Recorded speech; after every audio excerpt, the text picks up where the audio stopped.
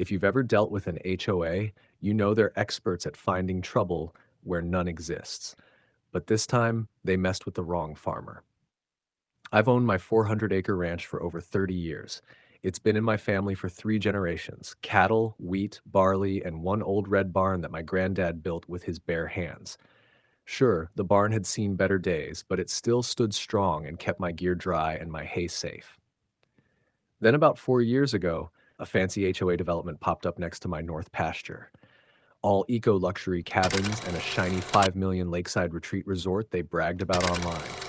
They figured they'd sell big city folks on the idea of rustic living, just not too rustic. Apparently, my old barn didn't fit their postcard image. It started with letters about how my barn was an eyesore to resort guests. Then they claimed it was a safety hazard because the wind might blow shingles onto their side of the fence. I ignored the nonsense. My barn, my land, my business.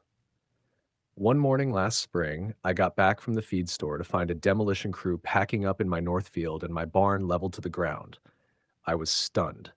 At first, I thought maybe a storm hit it, but then I spotted the sign they'd nailed to my fence. Unsafe structure removed per community ordinance. HOA board. I could practically hear my grandfather spinning in his grave. I called the sheriff, called my lawyer, called the county. Turns out the HOA had filed some half-baked complaint claiming my barn was built on their extended land lease. A total lie. My property line hasn't budged an inch since 1952. The county map proved it in black and white. When I confronted their smirking president, Karen? Yes, of course. Her name was Karen. She shrugged.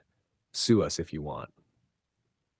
It was a safety risk to our resort guests. Then she walked off like she'd just done the neighborhood a favor.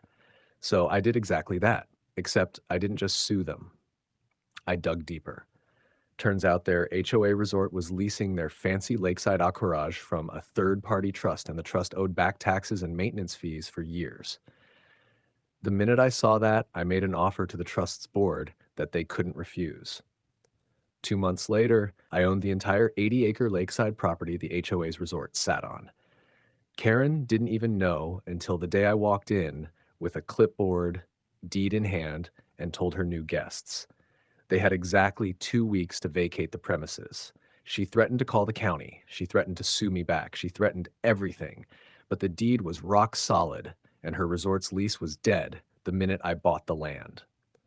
When the last entitled guest checked out, I called my cousin who runs a grain co-op. That $5 million resort, hardwood floors, fancy lobby, lakeside decks.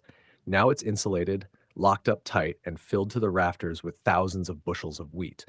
No more spa or hot stone massages. Now it's got rows of wheat bins and the soft hum of industrial fans. Some of my guys joke the former massage room still smells like lavender oil. Now it's stacked with 50-pound feed sacks instead. Karen tried to claim I was ruining the community. I told her she should have thought of that before she flattened my granddad's barn. I replaced that old barn with a new metal one, twice the size. Paid for by the rent I make leasing storage space to neighboring farmers. The best part, every time Karen drives by to show her resort to prospective buyers, all she sees is my sign out front. Dalton Grain Storage and Supply. Keep out.